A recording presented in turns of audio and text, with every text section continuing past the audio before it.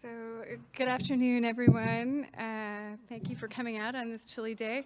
La présentation aujourd'hui sera dans les deux langues. Il y a des présentateurs qui vont parler en français avec des diapos anglais, comme moi et James, je crois. Il y a d'autres qui vont parler uniquement en français ou uniquement en anglais, mais nous vous souhaitons la bienvenue. Vous êtes ici pour la présentation sur le pouvoir de la science citoyenne en milieu urbain. Mais d'abord, j'aimerais commencer avec une reconnaissance de terre en anglais. We acknowledge that the land on which we stand for this conference is unceded and occupied. We are grateful to the Kanakahaga Nation for their longstanding and ongoing custodianship of Tiohtià:ke, Montreal, and recognize that many nations have historical and contemporary ties to this place, such as the Anishinaabe, who refer to it as Munyang. It has long been and continues to be a gathering place for First Peoples from all directions. So it's my great pleasure, c'est mon grand plaisir de vous présenter James Pagé. James Pagé est directeur ou responsable des initiatives de la Fédération canadienne de la faune pour les espèces en péril et pour la conservation de la biodiversité. Il travaille sur plusieurs projets à la Fédération canadienne de la faune, y compris les stratégies de rétablissement pour nos tortues, des inventaires des espèces rares, le rétablissement et la science citoyenne, le rétablissement pour les chauves-souris, excusez. Il travaille aussi avec les développeurs à iNaturalist.org et c'est lui qui est plus ou moins responsable pour la création et la gestion de iNaturalist au Canada. Donc, c'est mon grand plaisir de l'inviter, vous parler de iNaturalist. Merci. Merci Catherine. Puis ça a bien fait, c'était une traduction on the fly. Là. En même temps, j'ai donné mon biographie en anglais, puis elle a fait ça en français tout de suite. Alors, merci beaucoup. Bien fait. Alors, c'est ça, comme Catherine a dit, je travaille sur les espèces en péril à la Fédération canadienne de la faune et aussi sur la science citoyenne. En cette capacité, j'ai dirigé la création et là, maintenant, je gère le programme iNaturalist au Canada avec nos partenaires. Puis, je mentionne iNaturalist Canada parce que, spécifiquement au Canada, parce que nous sommes une version parmi une vingtaine de versions de pays qui ont leur propre version à travers le monde. Tous ces pays ont leur propre plateforme, comme nous, on a au Canada. Mais les données sont toutes partagées dans le système global de iNaturalist.org, qui est géré basé dans la California Academy of Sciences et en partenariat avec National Geographic. Alors, essentiellement, c'est une base de données publique d'observation de la biodiversité créée par les gens et les spécialistes qui est ouverte au public. Les observations partagent avec la base de données mondiale qui compte plus de 120 millions d'observations à travers le monde. Nous, on a 9,5 millions ici au Canada. C'est une plateforme bilingue pour tous les Canadiens. Et on a des ressources puis les guides pour aider les gens spécifiés au Canada. Oups. En plus, les données des personnes affiliées à iNaturalist.ca, alors iNaturalist Canada, on est plus à l'aise de les partager pour la conservation.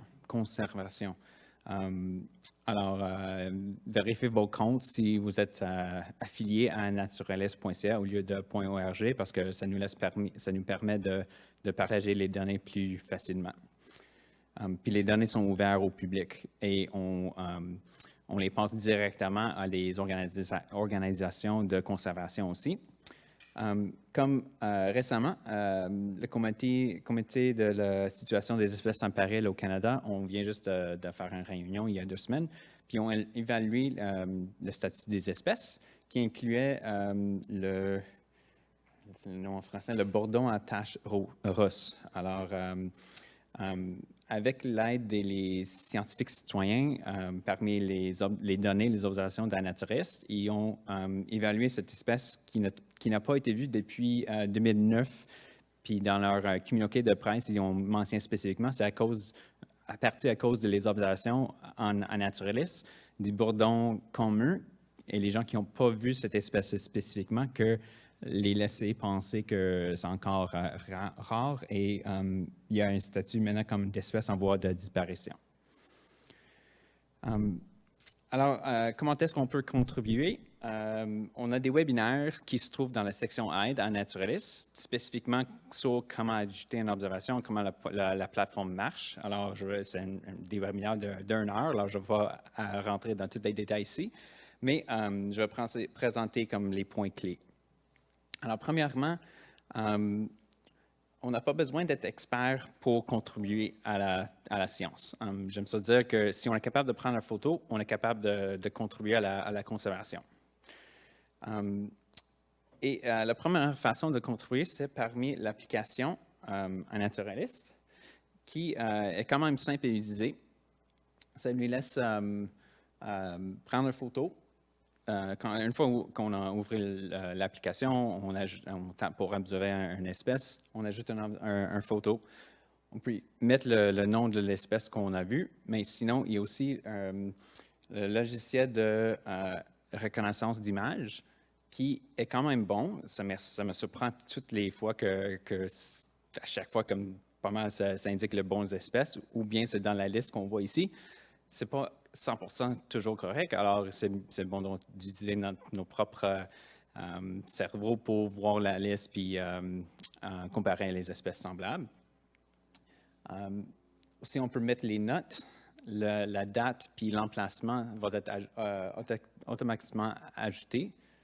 Puis on peut préciser la géoconfidentialité, ça veut dire la façon que les autres personnes voient votre observation sur la carte. On peut aussi noter si c'est captivé ou cultivé, comme les plantes de jardin, ou bien ajouter un projet. Puis, pour les personnes qui sont plus à l'aise avec les sites web qu'une application, et surtout pour les gens qui utilisent un appareil numérique, une caméra numérique pour prendre des photos, le site web nous laisse glisser, déposer les observations, les images et les enregistrements sonores aussi.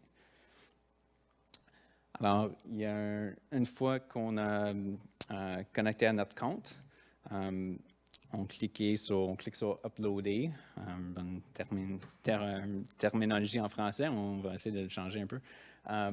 Puis on peut glisser, déposer les photos.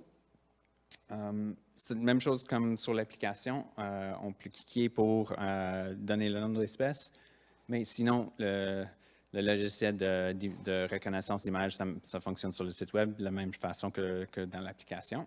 On peut choisir l'espèce. Si la photo a été prise avec un téléphone intelligent, la date puis l'emplacement va être automatiquement ajouté aussi. Sinon, il faut juste cliquer dans ce champ-là puis choisir un point sur une carte qui s'ouvre. On a tous les mêmes champs de ce côté à gauche, comme dans l'application, pour mettre la géoconfidentialité, ajouter un projet et plus de détails comme des notes. C'est la même chose que l'application. Puis en plus, les deux s'en parlent, les travaillent ensemble. Alors, les observations qu'on met sur le site web, ils vont directement dans l'application et vice-versa. Alors, c'est tout un système interchangeable. Une fois qu'on le sauvegarde, ça ajoute à la base de données à notre compte, mais aussi à la base de données canadienne et globale aussi. Et ça, c'est la base de données qui pourrait être triée aussi par plusieurs options en utilisant les filtres, comme une espèce spécifique, un groupe d'espèces, des dates, un endroit aussi. Comme on voit ici, c'est tous les oiseaux qui sont ajoutés, des observations d'oiseaux qui sont ajoutées en naturaliste au Canada. Puis on voit les espèces qui sont ajoutées, les espèces plus communes qui étaient vues à droite aussi. On peut aussi chercher les endroits plus précis, comme je démontre ici. Ça, c'est toutes les observations dans le coin parc du Mont-Royal, qui est juste à côté de nous. Puis juste à côté de nous, il y a 15 000 observations sur un naturaliste. Puis c'est quand même pas un gros endroit, mais il y a beaucoup de gens qui vont puis l'utilisent un naturaliste là-dedans. Aussi, on voit à droite toutes les espèces les plus communes qui ont été vues dans le parc. Non surprenant, c'est vraiment les espèces pas mal communes qu'on voit. Alors ça, c'est les plus communs qui ont été plus souvent enregistrés.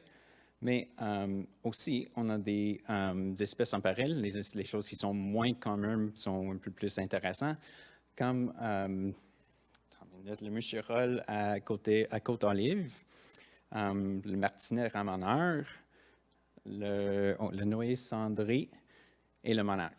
Ça, c'est toutes les espèces en péril au Canada, qui sont juste trouvées à côté de nous, en plein ville. Puis, ce n'est pas juste les espèces en péril qui sont intéressantes. Ça, c'est un des exemples que j'aime montrer, qui présente un des meilleurs exemples de la valeur de soumettre des observations, même si on ne connaît pas c'est quoi. Ça, c'est un insecte qui a été mangé cette feuille. La personne qui a pris cette observation a pensé que c'était un genre de chenille qui a mangé.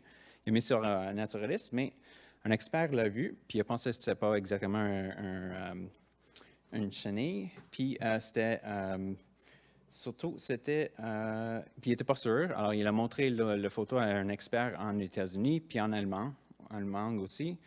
Puis il était confirmé comme le temps de traite de zigzag de l'homme, puis elle s'était vue comme 60 km d'ici, puis c'est la première mention en Amérique du Nord de cette espèce-là. Puis c'est une espèce envahissante.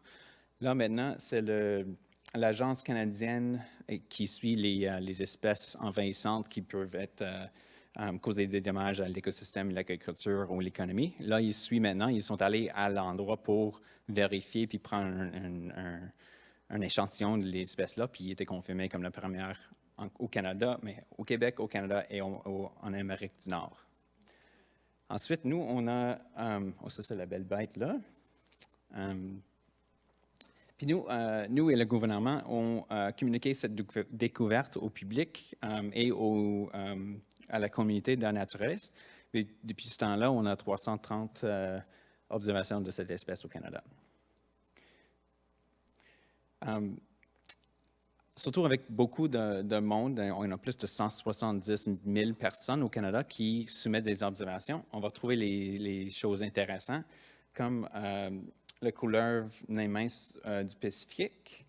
Il n'était pas vu au Canada depuis 65 ans. Puis une personne qui utilisait un naturaliste dans la côte ouest l'a vu cette espèce en 2019. C'était la première mention en 65 ans. Alors, ça juste montre, avec beaucoup de monde sur le terrain qui utilise, on va trouver les choses très, très intéressantes. Je vais aussi noter, on voit le rectangle bleu à droite, puis le point bleu au milieu. Ça veut dire que la géoconfidentialité que j'ai mentionné tantôt, c'est masqué à cause que cette espèce est à risque de persécution ou de collecte. On a à peu près 200 espèces au Canada qui sont automatiquement masquées à cause de ça. Alors, on a une liste, puis n'importe qui le voit dans la naturaliste, ça donne un point comme à l'intérieur, quelque part en dedans de cette rectangle-là. Alors, les gens ne peuvent pas aller le chercher et le trouver facilement. Ça, c'est fait automatiquement, mais comme j'ai dit, en ajoutant les observations, on peut le faire dans le temps qu'on soumet l'observation aussi de chacun de nos observations. Comme par exemple, si on fait beaucoup d'observations dans notre cours, puis on ne veut pas que les gens savent où on habite, on peut le faire masquer aussi. Alors, plus de soumettre des observations, les gens peuvent se joindre au projet. Ça permet de rassembler et visualiser les observations qui correspondent aux paramètres définis comme un endroit, une espèce ou un groupe d'espèces spécifiques, même en suivant les dates. les projets comme le défi nature urbaine qui se passe au printemps chaque année. C'est dirigé au Canada par la Fédération canadienne de la faune, mais ça fait partie d'un effort international dirigé par le California Academy of Sciences, mais en partenariat cette fois avec le Natural History Museum of Los Angeles. Alors, ça encourage les gens d'utiliser un naturaliste pendant 4 jours au printemps pour enregistrer les plantes et la faune dans les villes partout sur la planète. C'est genre une compétition style BioBlitz, amicale quand même, pour voir quelle ville est capable d'avoir le plus d'observations, engager le plus de personnes et trouver le plus grand nombre d'espèces. Alors, n'importe qui habite dans ces villes-là peut participer pendant ces 4 jours à la totale de leur ville. Cela aussi permet de participer sur les gens localement, comme il va y avoir ici à Montréal en 2023. Il y a aussi, on a plus que 40 villes qui vont participer en 2023, notamment Montréal. On a aussi la ville de Québec, Gatineau, Halifax, Toronto, Vancouver, Calgary. Alors, il y en a beaucoup de villes qui participent. Puis, on va comme se joindre entièrement pour combattre le monde. Il y en a plus que 400 villes partout au monde, qui vont participer. Puis avec ça, je vais vous laisser Catherine d'en parler. Merci. Merci. Puis comme vous avez, j'imagine, noté, français, c'est ma deuxième langue. Alors, s'il y a des questions en anglais aussi, je suis plus à l'aise, aussi à l'aise dans répondre en anglais.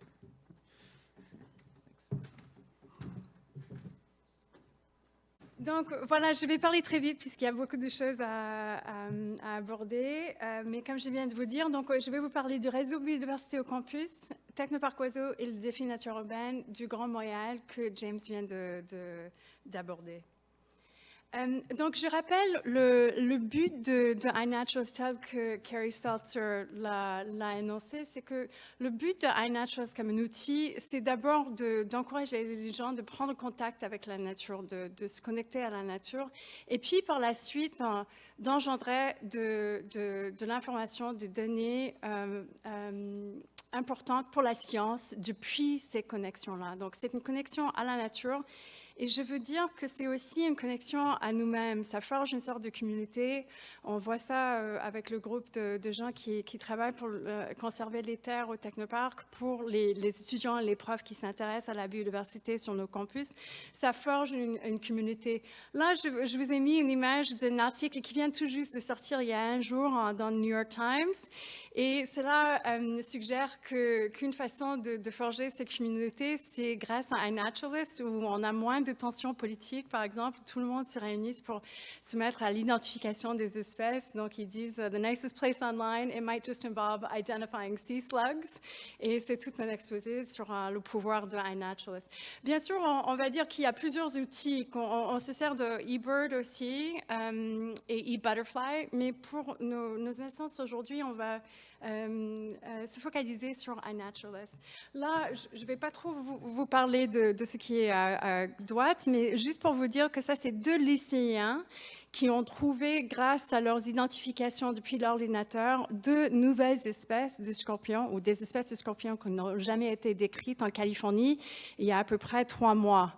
Donc, le pouvoir de la science citoyenne, ce n'est pas forcément d'être sur le terrain, c'est aussi de regarder depuis l'ordinateur en iNaturalist et aider à faire des identifications. Donc, voilà, sans plus attarder, le réseau biodiversité au campus, c'est un consortium d'établissements postsecondaires. C'est une sorte de défi entre eux, mais c'est aussi une façon de valoriser nos espaces verts au campus. Pourquoi se soucier de la nature au campus?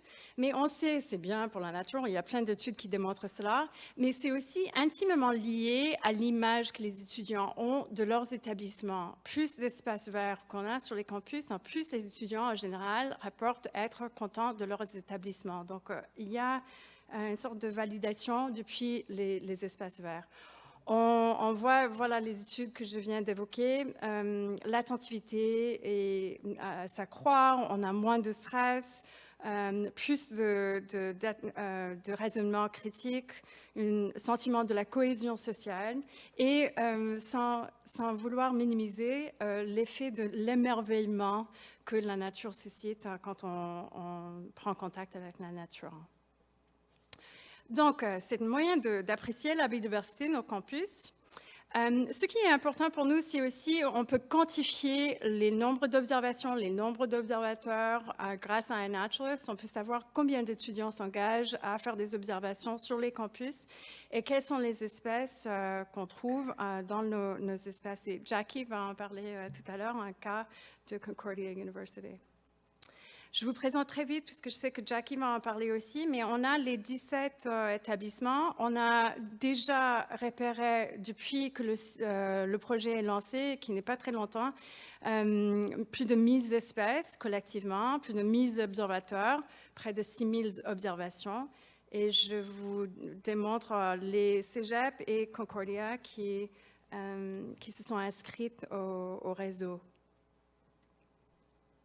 Voilà, comme James a aussi démontré, souvent c'est les espèces les plus communes, mais parfois on arrive quand même à avoir des espèces en péril telles que le papillon monarque, qui va être évoqué beaucoup aujourd'hui, et la couleuvre brune, entre autres. Et on voit la variété des espèces qu'on peut voir sur nos espaces verts des campus.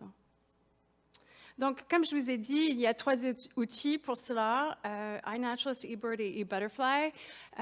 Et donc, je vous invite, si vous connaissez des gens qui sont au Cégep ou aux universités qui souhaitent que leur université s'inscrive, de prendre contact avec le réseau. Et plus de détails par ici, biodivcampus.org ou campusbiodiversitynetwork.org. Donc, ça, c'est un premier exemple de pouvoir de la science citoyenne en milieu urbain. Un deuxième qui est très cher à nous tous, je crois, c'est la conservation des milieux humides du Technoparc et des terres fédérales adjacentes. Donc, moi, je vous parle avec un autre chapeau maintenant, c'est en tant que co-organisatrice de Technoparc Oiseaux, avec des gens qui sont là ici. Je signale Julien Bourdeau et Julie Tremblay, François Rioux et Claude Foucault, qui a lancé la pétition récemment. Je veux te saluer aussi. Donc, je vais juste vous présenter très, très brièvement les images de cet écosystème varié. On a une forêt exceptionnelle, on a plusieurs marais, site du petit blogio qui niche. Et bien sûr, des champs pour les pollinisateurs, des rapaces et des passerines des plaines. On a monté un projet, iNaturalist pour le Technoparc, qui comprend 4 secteurs. On a le secteur de Champ des Monarques, qui correspond à un lot 20, plus ou moins, d'aéroport de Montréal. Je vais vous expliquer sous peu. Parc écologique des sources, l'Ecocampus, qui est sur les auspices du municipal, et Marais IPEX. Et on voit toutes ces observations qui ont été faites dans les 4 secteurs. On voit plus de 6000 observations, près de 700 espèces. Et on voit que l'observation la plus répandue, c'est l'escapillade de Syrie, ainsi que plus de 100 observations de papillons monarques. C'est-à-dire qu'il y a des photos, il y a de l'évidence pour cela, géolocalisée, pour le papillon monarque. Et c'est important à noter aussi que ces observations ont atteint pour la plupart ce qu'on appelle le grade niveau recherche. Il y a 3 sortes de grades, si on veut, niveau d'observation. Niveau recherche, c'est pour les observations dont les observateurs, les identificateurs plutôt, 2 tiers sont d'accord sur l'identification de l'espèce. Donc, ça a atteint le niveau de recherche et par la suite, c'est transmis à Global Biodiversity Information Facility, GBIF, et d'autres bases de données pour être consultées par des chercheurs dans le monde. Donc, on voit que la vaste majorité de nos observations sont de niveau de recherche. Je vais vous parler brièvement maintenant des terres fédérales qui forment, donc c'est 215 hectares, mais on a le côté fédéral qui comprend 155 hectares qui sont possédés par le gouvernement fédéral canadien sous les auspices du ministre des Transports. Rien n'est encore protégé. On se soucie énormément pour Champ des Monarques, évidemment, suite à un fauchage qui a eu lieu cet été, vous êtes peut-être au courant, et des refus qui persistent à protéger le site. Donc, iNaturalist et nos efforts de science citoyenne nous aident à plaidoyer pour la protection de ces lieux. On a plus de 175 papillons monarques, excusez-moi de l'erreur atroce en appellation de butterflies à 2T, excusez-moi, comme prof d'anglais. Donc, près de 200 papillons monarques qui ont été étiquetés sur le programme Monarch Watch de l'Université de Kansas. On a fait ça depuis 4 ans. Mais aussi plus de 6000 maintenant espèces, 6000 plantes repérées d'Asclepiades communes sur le site. Asclepiades de Syrie, oui.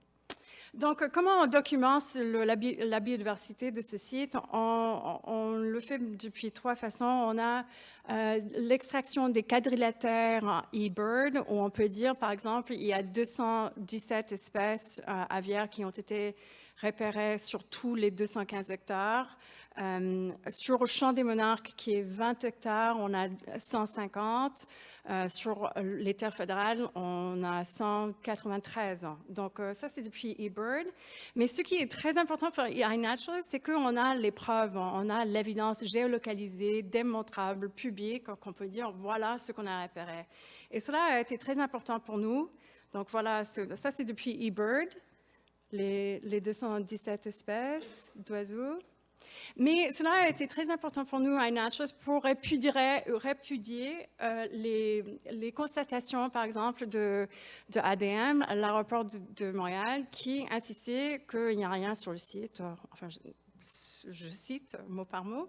Et dans ce qui a été écrit, on voit qu'il y a une constatation que j'ai citée ici, que le lieu, l'histoire et la faible présence des Asclepiades indique que le site n'est pas un habitat critique pour le papillon monarque. On est d'accord que la définition, la terminologie d'habitat critique est quelque chose de très précis, mais on voit que les personnes qui étaient responsables pour faire l'étude écologique, l'inventaire du site, constataient qu'il y avait une faible présence d'Asclepiades. Nous, par la suite, on a pu aller vérifier qu'en fait, non, on a plus de 1123 plantes d'Asclepiades individuelles qui ont été répertoriées en des photos géolocalisées et aussi les 100 papillons monarques qu'on avait. Donc, on peut démontrer cela. Par la suite, on a fait des transects aussi, donc on n'a pas pris une photo de chaque Asclepiade qui était sur les 20 hectares, ça c'est quand même énorme comme travail. On a fait ça pour plus de 1000 ans, mais par la suite, on a fait des transects, qui est un protocole d'évaluer le nombre de plantes dans un quadrilatère sur le terrain. Et on voit, là c'est relié à un projet de construction qui était beaucoup moindre que les 20 hectares, mais on voit juste sur le petit bout qui était pour le développement, qu'il y avait quand même plus de 1000 Asclepiades. Donc, les chiffres, on se sert de iNaturalist pour lancer ces inventaires et aussi faire preuve de la force de nos constatations en tant que scientifiques citoyens sur le terrain. Je vais vous partager aussi l'idée qu'il n'y a pas d'espèces. Il y avait une constatation de la part des aéroports de Montréal qu'il n'y avait pas d'espèces sensibles sur le site. Là, c'est un extrait qui a été tiré, je ne sais pas si vous voyez ou non, mais on voit par exemple Martinet ramoneur, c'est possibilité moyen de présence. Par la suite, Eastern Wood Pimouis, nul. Engoulevent d'Amérique, très faible. Goglu des Prés, moyen. Je vais peut-être recourir à James pour me donner la traduction. Grand brune, oui. On a le faucon pèlerin et l'hirondelle rustique. Donc, nul pour ici. Donc, par la suite, on a pu montrer, par exemple, ça c'est une observation de faucon pèlerin. Et ça a été validé. Et un peu comme l'échange que James a montré, on voit, vous ne pouvez pas lire, je suis désolée, mais par la suite, ça c'est un expert en faucon pèlerin de Belgique qui a confirmé l'observation, mais qui a dit par la suite, il faut vérifier que la date est juste puisqu'il n'y a pas de feuilles sur cet arbre. C'est sûr que ça n'a pas pu être pris au mois de juillet. Par la suite, on a pu échanger avec lui pour lui dire, mais en fait, on a la spongieuse cet été, et c'est ça la raison pour laquelle on n'a pas eu de feuilles. Et donc, on a cet échange amical entre les identificateurs. Mais plus intéressant encore, on voit quelqu'un qui dit « According to evolution environment, the probability of there being peregrine falcons here is 0%. » Ça, c'est depuis l'étude environnementale que ADM a fait faire. Et cet expert mondial de Belgique a répondu « Great, time for them to revise and improve their probability calculations as this is a peregrine. » Donc, ça vous démontre le pouvoir quand même de la science citoyenne pour vérifier les observations sur le terrain. On a plein d'autres espèces en péril qui ont été observées. On ne va pas vous démontrer le tout, mais on a l'engoulevent d'Amérique, on a les espèces de myotis. Et je vais vous dire qu'on ne dit pas que c'est à cause de ces observations, mais on se réjouissait quand même l'été passé que Meltec a décidé de ne pas construire sur le champ des monarques à cause de ces évidences qu'on avait soulignées. Je vous donne aussi la liste des espèces en péril que ADM a confirmé être sur les terres domaniales. Ça, il y a 17 espèces à statut en péril qui ont été identifiées. Et ça, c'est les aéroports de Montréal qui souhaitent toujours aller vers le devant avec le développement commercial et industriel des 155 hectares. Mais on a quand même ces 17 espèces. Il faudrait dire que le petit blogio niche depuis 6 ans sur ces terrains. Voilà, très vite, puisque j'ai trop parlé déjà, on vous parle du troisième volet qui est le défi nature urbaine pour le Grand Montréal. Je vous encourage tous de participer. Comme James vous a dit, au Canada, c'est géré par la Fédération canadienne pour la faune. Ici, ce qui nous intéresse, c'est évidemment le Grand Montréal et le Grand Montréal qui correspond à la communauté métropolitaine de Montréal. Donc, pour les espèces qu'on a vues l'année passée, on a répertorié plus de 800 espèces dans les 4 jours, avec 469 observateurs. L'espèce le plus fréquemment observée, c'est une mêle d'Amérique. Peut-être on n'est pas surpris par ça. Roitelet, couronne ruby, ruby crown kinglet, yellow trout lily, l'érythrone d'Amérique, red-winged blackbird et white-throated sparrow. On a aussi monté un projet pour les municipalités. Donc, c'est une sorte de défi. Repentigny, je vais me permettre de saluer députée Monique Posé, qui est avec nous de la ville de Repentigny, en encourageant Repentigny de participer, par exemple. On espère avoir... Oui. Oui, super. Donc, on espère avoir le plus de villes possible. On a fait ça avec des arrondissements sur l'agglomération, la ville de Montréal aussi l'année passée. Et on voit que l'arrondissement de Saint-Laurent est arrivé en première. Et Julie va parler de Rosemère et de l'emplacement de Rosemère vert. Mais juste pour que vous sachiez, depuis ces résultats-là, le Grand Montréal a fini en 21e place dans le monde sur les 450 et quelques. On a placé en 2e rang au Canada en parité avec Calgary, plus ou moins. Et voilà, donc si vous avez des questions sur n'importe quel de ces 3 volets de la science citoyenne en milieu urbain, je vous prie de nous contacter aux adresses et aux sites web qui sont là-bas et on est à votre disposition pour des questions. Donc, merci beaucoup. Sans plus attarder, je vais présenter Julie Moret, qui est professeure de biologie à Saint-Jérôme, qui est aussi membre fondateur de Rosemère vert et qui milite pour la conservation dans la ville de Rosemère. Merci beaucoup.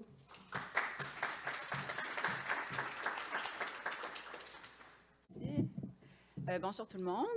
Alors, comme Catherine a présenté, je m'appelle Julie Moret, puis pour la présentation d'aujourd'hui, je porte vraiment le chapeau Rosemère Vert, qui est un OBNL qu'on a fondé à Rosemère. Là, je ne sais pas si tout le monde sait où est Rosemère. Non, hein? Donc, Rosemère, là, si vous voyez Laval, est délimité entre la rivière des Prairies au sud puis la rivière des Mille-Îles au nord. Donc, Rosemère, on est juste de l'autre côté de la rivière des Mille-Îles, donc juste passé au nord de Laval. Et ben voilà, fait que Rosemère Vert, en fait, nous, on œuvre à la préservation des espaces verts, puis en particulier, un qui nous tient beaucoup à cœur, qui est le site de l'ancien golfe de Rosemère. Fait que là, vous voyez ici sur la présentation, en fait, qui est une photo là, qui est du site de l'ancien golfe de Rosemère. Fait que, dans le fond, dans la présentation, ce que je vais faire, c'est je vais vous expliquer un petit peu comment nous, on utilise e-Naturalist ou comment on l'utilise, dans le fond, pour nous aider à préserver ce site-là. Mais pour que vous puissiez bien comprendre comment on en est arrivé à utiliser e-Naturalist, il faut quand même que je mette un petit peu en contexte par rapport à nos efforts là, de conservation de ce site-là. Fait que je commence par ce petit bout-là, puis après ça, je vais raccrocher le tout là, pour vous montrer d'où on arrive avec e-Naturalist. Alors, ça, c'est un échantillon de Rosemère Vert, qui sont en fait des citoyens de Rosemère. On est des citoyens de Rosemère de toute génération, des plus jeunes, des plus vieux, à la retraite, non à la retraite, des tout jeunes qui sont patients quand leurs parents travaillent les soirs. Dans le fond, on s'est mis ensemble sous le chapeau d'un OBNL dans le but de, entre autres, préserver le dernier grand espace vert de Rosemère, qui est le site de l'ancien golfe de Rosemère. Là, vous voyez ici... Vous voyez ici le terrain privé là, avec accès interdit. Je vais revenir avec l'accès interdit tantôt parce que c'est en lien avec l'utilisation, entre autres, d'e-Naturalist qu'on fait. Mais ce site-là, le site du golfe, c'était un golfe à l'origine. Puis en 2018, il a été vendu à 2 promoteurs. Et donc, d'un golfe où la population, dans le fond, pouvait aller jouer pendant l'été. Et pendant l'hiver, on avait accès, on pouvait aller faire de la raquette, du ski de fond, etc. Puis, quand ça a été vendu en 2018, on a perdu accès à ce site-là. C'est un site centenaire en septembre 2022. Il a eu 100 ans, donc c'est magnifique, il y a des arbres centenaires, il y a des milieux humides, etc. Je vous le montre ici. En fait, je vous montre ici, il y a comme...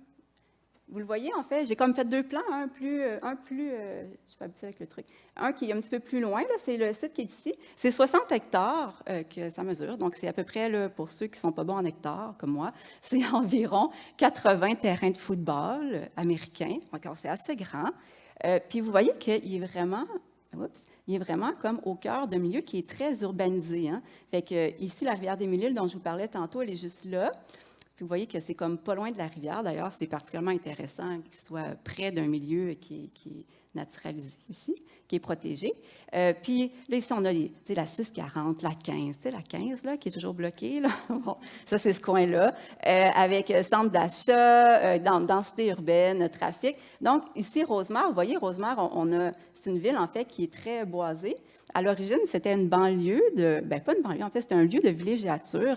Les anglophones, beaucoup, en fait, de Montréal, allaient à Rosemère pour se récréer, se baignaient dans la rivière des Mille-Îles. On n'en peut plus, malheureusement, mais bon, potentiellement, on va y revenir un jour.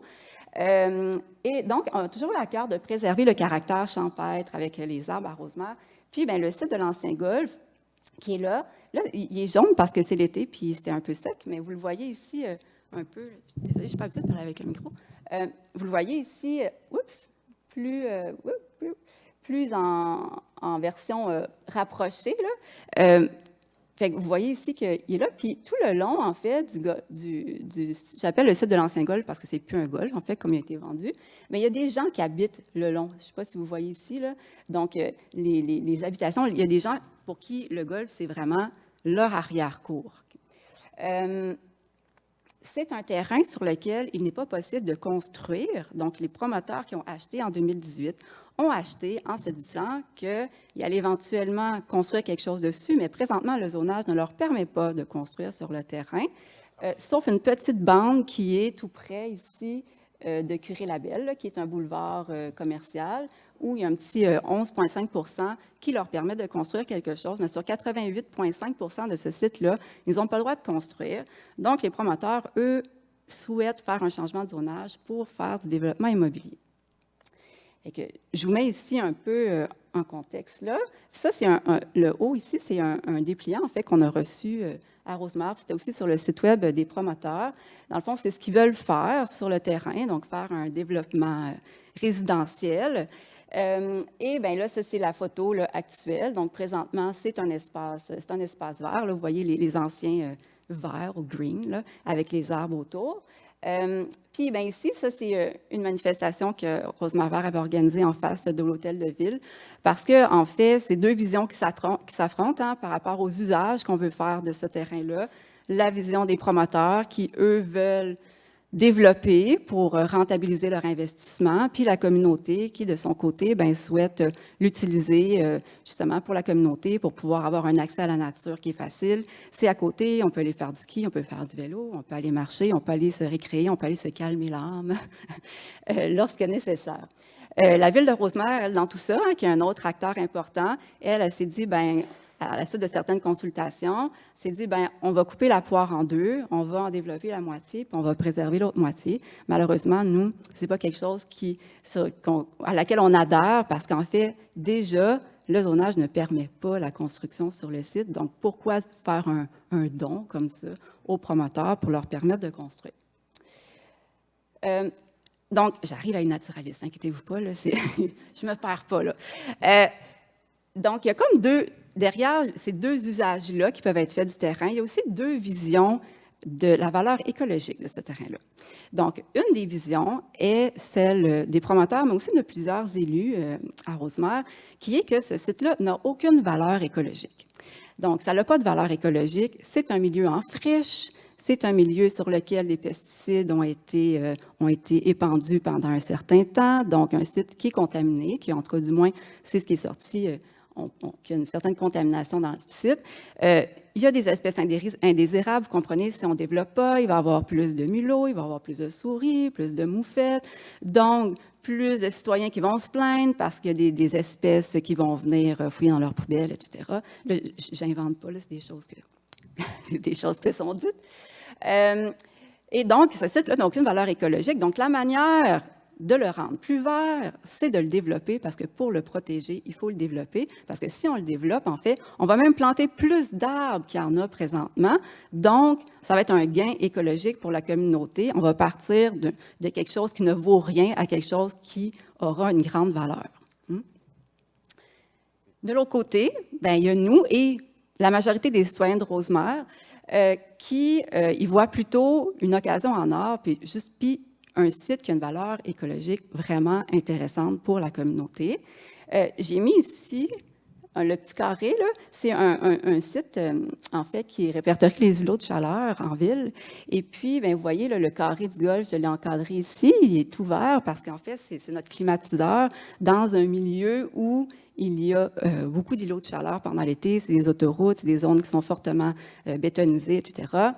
Donc, nous, on y voit plutôt tous les services écosystémiques que ce site-là rend à la ville, donc contrôle des inondations, habitat important pour une biodiversité, contrôle des micro-rafales, parce que nous, les vents viennent de l'ouest, donc contrôle des micro-rafales,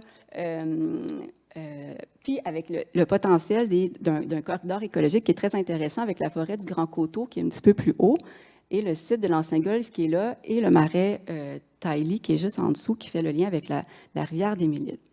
On y voit aussi un avantage puis une valeur d'un point de vue de la communauté, la santé de la communauté. On peut aller bouger, on peut aller se détendre en nature. Et en fait, depuis 100 ans, les gens de Rosemère, pendant l'hiver, comme le club de golf n'était pas actif, les gens de Rosemère allaient se récréer sur ce site-là. Donc, il y avait des traces, on traçait des traces de ski de fond. Les gens allaient vraiment comme passer du temps. C'était permis, c'était quelque chose qui fait partie de la culture carrément là, des citoyens de Rosemère. Et bien, en pleine pandémie, quand tout est fermé, les promoteurs, eux, qui veulent développer le site, et la ville qui mettait un frein au fait qu'ils ne voulaient pas qu'ils développent la moitié, mais pas tout le site, en tout cas, eux ont dit, bien, parfait, bien, vous n'avez plus accès au site, on vous barre l'accès. Donc, en pleine pandémie, le plus grand espace qui était disponible à proximité, on n'avait pas le droit d'y aller. Et dans le fond, les citoyens ne pouvaient pas y aller, mais la ville non plus ne pouvait plus y aller parce que la ville, elle avait entamé des études environnementales parce qu'il y avait justement une volonté de la part des citoyens de dire, oui, mais est-ce qu'on peut évaluer la valeur écologique de ce site-là? Non, nous, on pense qu'au contraire, il y a vraiment comme une valeur intéressante. Pas d'un point de vue monétaire nécessairement, là, même si on peut tout ramener à l'argent si on parle de services écosystémiques, là, mais bref. Donc, ça a été fermé, la ville non plus. Donc, il n'y a pas possibilité de faire d'études environnementales sur le site. Et de là, j'arrive à iNaturalist parce que quand dans tout là, je passe des éléments, là, je fais un résumé, mais dans toutes ces actions-là, puis ces démarches-là, il y a Catherine qui est arrivée avec le défi nature urbaine. Puis là, on s'est dit, ça, c'est intéressant parce que, dans le fond, ça peut venir répondre à certains aspects en lien avec notre mobilisation. Avec le défi nature urbaine, là, tantôt, Catherine a présenté qu'on est arrivé deuxième. D'ailleurs, on est arrivé deuxième sans aucune promotion de la ville de Rosemère qui n'a pas voulu nous appuyer là-dedans. Donc, on est arrivé deuxième. Les citoyens sont arrivés deuxième. On a mobilisé, on a fait appel à nos réseaux, on a fait sortir les gens dehors, puis ça a fonctionné. Fait qu'on est super contents. Et ce que ça nous donne, nous, ce défi-là, la première idée qui nous est venue, c'est de dire, premièrement, ça va nous permettre de démontrer qu'il y a justement une valeur écologique sur ce site-là, puis il y a plein d'espèces qui y vivent. On n'a pas accès au site, je vous l'ai dit tantôt, c'est barré. Fait qu'on a fait un site iNaturalist pour le site de l'Ancien Golfe, mais c'est vraiment des observations qui sont faites de chez les gens, en fait, parce que les gens habitent carrément sur le golfe. Fait que de chez eux, ils peuvent être dans leur cour arrière, sortir, puis faire des observations. Juste dire qu'on n'a pas incité les gens à aller sur un terrain qui était interdit d'accès. Je ne vais pas me faire poursuivre après la conférence. Bref, en quelques jours, il y a 90 espèces qui ont été identifiées partout dans Rosemère, pas juste sur le site de l'Ancien Golfe, mais il y a quand même eu une belle adhésion de la population. Puis derrière ça, nous, ce qu'on voulait aller chercher, c'est, j'utilise le terme biophilie, l'amour de la nature. Dire, mais quand on prend le temps, tu l'as mentionné, Catherine, quand on prend le temps de l'observer, la nature, quand on prend le temps de se pencher puis d'arrêter, on se met à l'aimer. Puis ça, c'est la première étape à la préservation de quelque chose. Il faut que les gens l'aiment, ce site-là, il faut qu'ils aient le goût de le protéger. Et que derrière cette action-là du défi nature urbaine, nous, c'était beaucoup ça, c'était en premier ça, mais aussi, ça nous permettait de documenter la biodiversité du site dans l'optique où, en plus, on n'y a pas accès au site, puis la ville non plus, il n'y avait pas d'études environnementales qui pouvaient être faites. Fait que, on s'est dit, tant qu'à participer au défi nature urbaine, on a monté des projets. Donc, on a 3 projets sur iNaturalist qui couvrent 3 secteurs, le marais Miller, le marais Tiley, puis le site de l'Ancien Golfe. Donc, le marais Tiley, c'est celui qui est juste connecté là, au sud, que je vous ai montré sur le dessus, au début des diapos. Puis, le marais Miller est un petit peu plus vers l'est, près du parc Chardonneau, près de la rivière. Fait que jusqu'à présent, on a identifié quand même 415 espèces sur les 3 sites, dont 291 sur le site de l'Ancien Golfe. Fait que c'est très bien. Ici, c'est nos 3, attendez, mon petit bouton rouge, ce sont nos 3 projets qui sont là. Fait que vous voyez que le site de l'Ancien Golfe, en fait, c'est celui qui a le plus d'observations qui est fait. Puis, sur le site du Golfe aussi, on a, parmi les espèces qu'on a trouvées, il y en a 29 qui sont soit à statut vulnérable, précaire ou en danger. Là, il y en a quelques-uns que j'ai mis, la magnifique cresserelle d'Amérique qui est là, l'érable noir aussi, qui est une espèce en danger, la grenouille léopard qui est juste là. Fait que bref, c'est un site justement qui est riche en vie, qui est riche en biodiversité. Puis là, les naturalistes, ça nous sert vraiment à le documenter. Puis, qu'est-ce qui est intéressant aussi, c'est que non seulement on le documente, mais quand on est dans une dynamique où il faut convaincre les décideurs, le fait que ça puisse être validé aussi par des experts, c'est important pour nous parce que c'est pas juste « Oui, mais moi, je l'ai vu sur mon terrain. Oui, vous, madame, vous l'avez vu. Oui, bien sûr, c'est bien intéressant. » Mais là, quand c'est validé par des experts, c'est pas juste... ça donne de l'autorité, finalement, à la documentation qui est faite. Puis, c'est important dans le contexte où il faut convaincre, puis il faut venir démontrer, en fait, scientifiquement, qu'un site qu'on veut préserver a de la valeur. Fait que là, ça, c'est les observations récentes. On a vu un merle bleu de l'Est aussi, dernièrement, sur le site. Et donc, pour résumer, là, vraiment les raisons, qu'est-ce que ça nous donne, iNaturalist, dans notre cas, c'est bien, une sensibilisation de la population, mais aussi des élus, parce qu'ils sont très importants là-dedans. Donc, des élus à l'importance de préserver ce site-là. Ça nous permet donc sensibiliser et documenter, dans une documentation qui est valable, qui est légitime, et puis qui permet justement de venir, en fait, bien, pour deux choses. Cette documentation-là, elle nous permet, au niveau politique, d'avoir un certain poids dans nos échanges avec les élus.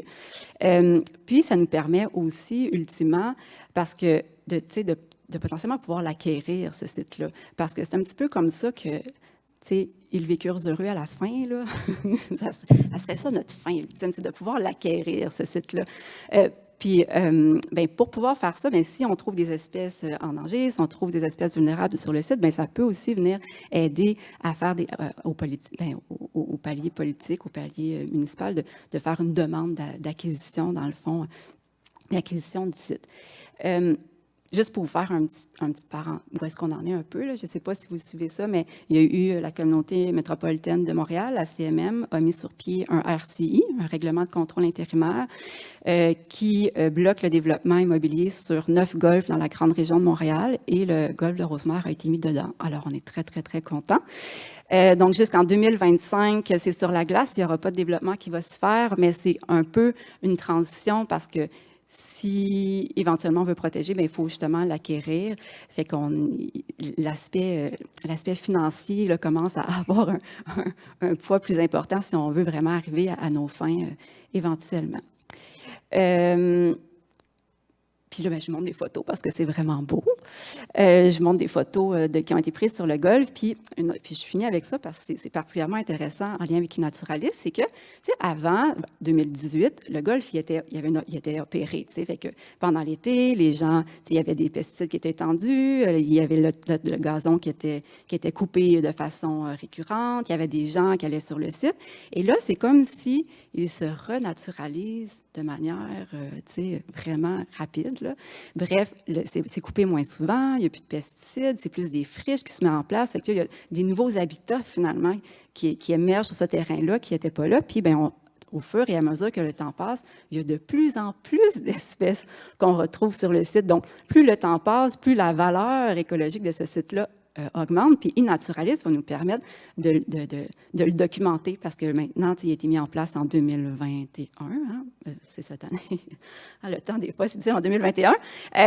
Puis, il a été mis en place en 2021, fait que là, les années, du moins jusqu'en 2025, bien, à chaque année, on risque d'augmenter nos observations puis d'augmenter le nombre d'espèces qui va être vu sur ce terrain, là. Et voilà. Fait que je vous remercie de votre attention.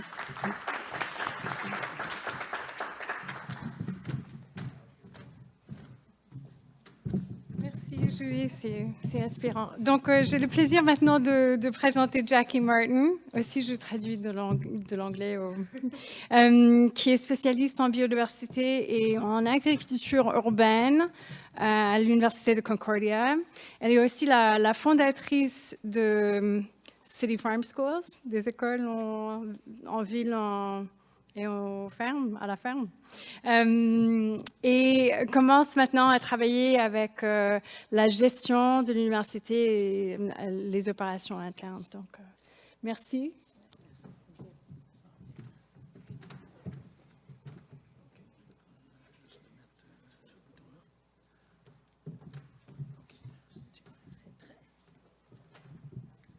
Okay, great. Thanks, Catherine.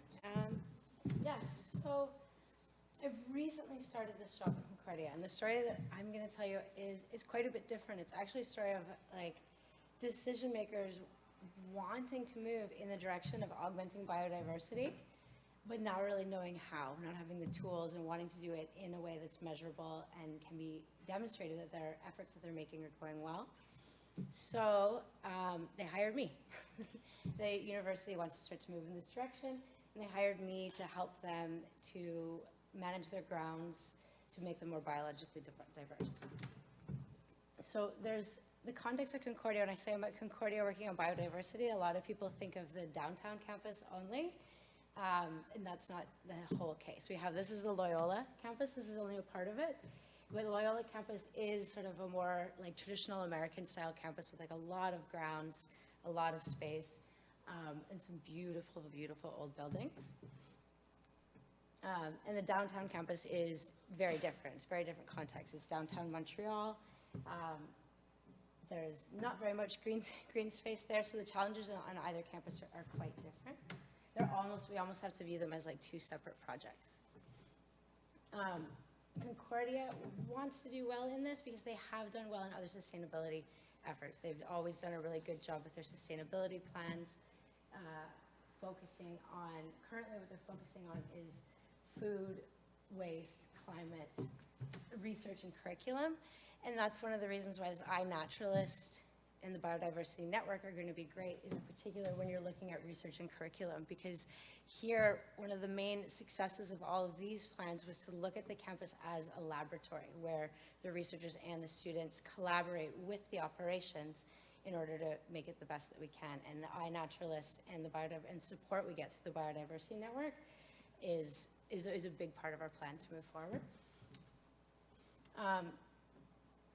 What it really gives you is the transparency. So I'm mixing the two up. The Biodiversity Network, you see on this one, it's public. It's a public website that anyone can go to and look at what any of the universities or colleges that have signed up for are doing. So it's very transparent there in terms of what the university is putting out there, can be viewed by anyone. It's also participatory. So all of the students, all of the groundskeepers, all of the people who walk their dogs or like go to get a coffee on these campuses, all they need to be able to do is take a picture and upload it into the application or into the website, and then all of that data becomes useful tools for us in knowing how the actions that we're taking towards augmenting biodiversity are helping. And then again, by making this measurable, it allows us to be certain that our actions are impactful in terms of biodiversity. So yeah, the Campus Biodiversity Network, as you can see here, Concordia just signed up in September. We're already on the leaderboard, so this is great. This is something that is very encouraging. And when you get further into it, what we have is for each campus, they create for you a polygon that is just the outline of your campus. So then any observations, whether someone has done this intentionally or not, as long as they upload it into there, it becomes counted towards Concordia's baseline biodiversity data. So it's giving us our information before we've started taking any actions to make the biodiversity stronger. And the same, so this is just the other campus. They're very, as you can see, like this is the Loyola campus, and here the different colored dots are the different species which you can have been documented. We have a lot more on the peri-urban site than on the urban site. But what's really interesting in here is once those are taken, it then is a very useful tool for the teachers to use for their students. They can use it in a couple of different ways. They can just tell them, I need you to go out, you have an assignment, you need to go out and you need to identify 5 species and upload them. So that could be like a low-level introductory course. They can do that. Once they get older, you see where they have these research grade. So how an observation becomes research grade is it has to be verified by a number of other users who go onto the website afterwards and then say and verify, and like you have to verify that this like species identification is correct. So that's something then your like next more advanced students, they can start to do that. That can be a homework assignment for them. They can go in at night and verify what's on the campus. So that is teaching them their identification skills as well as like how to do it in a public database. Then up here, you can export. I didn't go through all of this, but you can take all of this information, and this is where it's really interesting to look at going forth. All the information that's in here, which you see in like graphical form, you can download all of that into spreadsheets. And then that's where your real analysis is going to happen. This is where your graduate students And professors and PhD students, they're going to be using this research to look at, okay, we did this impact. We decided that we're going to use differential mowing. We're only going to cut the grass every so often, and they can take that, the actual numbers year after year or season after season, and prove whether your actions are meeting the targets that you set out or not. So this tool, like, for me in my job, I'm coming in with like a very excited and willing administration that doesn't know how to do it, but with a history of wanting to do things that are scientifically relevant. So you want to follow a certain path. You want to start by collecting your baseline data. And this isn't something that we want to do slowly. Like, we don't want to do this. The first thing I did was go to the biology department and said, like, where's the data? Where's the baseline data? And they're like, we can do that. It'll probably take 4 or 5 years. We'll need a team of this many graduate students. We'll have to train them. And I'm just like, okay, no, like, that's not good. And it was the biology professors who then told me, get in touch with Catherine at the Campus Biodiversity Network. And them at the network, they've already been doing this. They have the expertise. So they've been training me how to then train the people at Concordia to use this. And when I'm speaking with the administration at the university, the planners, these people are mostly architects, engineers, planners, and so they want data, they want maps, and they want measurable results. So my baseline data I'm going to get through working with the students on campus, participating in the City Nature Challenge, inviting everybody to come out onto campus, and we'll have them walk specific transects that will give us our baseline data. That'll all happen in just 1 year, and it'll cost some social media advertising, in order to get that done. So it helps us move along really fast. Then, in terms of management, I can say to like the administrators, okay, this is our baseline data before we've started.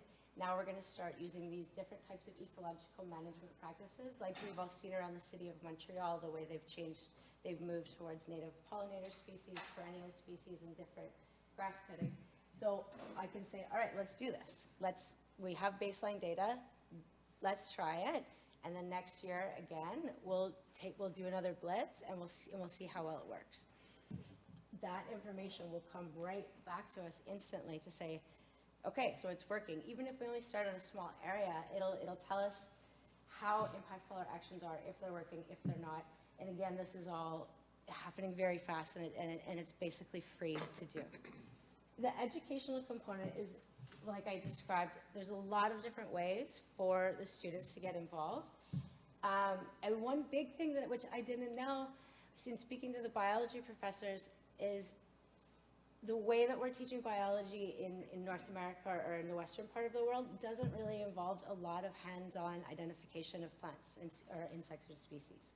Because that was the other thing. I was like, okay, who are your best students? I'll take them out. And they're like, our students can't do that. Like, if you want students who are very good at that, you have to go to South America.